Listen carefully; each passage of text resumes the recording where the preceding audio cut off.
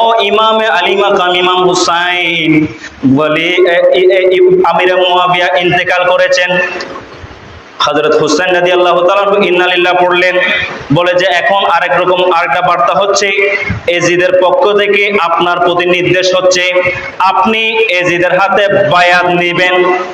ইমাম হুসাইন বলে এভাবে তো গোপনে বায়াত হয় না, আমি মদিনার বাসিন্দাদের সঙ্গে পরামর্শ করি, আমাকে একটু সুযোগ দাও, আমি একটু আলোচনা করে আমি আপনাকে জানাবো।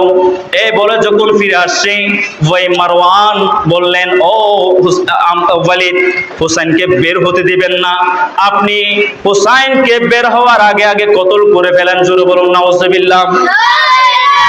ইমাম হুসাইন ওয়ালিদের সঙ্গে তর্ক করে ওই মারওয়ানের সঙ্গে তর্ক করে বের হয়ে আসলেন। রাতের বেলা পরামর্শ করলেন আহলে বাইত রাসূলের পরিবারের সঙ্গে, সাহাবায়ে কেরামের সঙ্গে।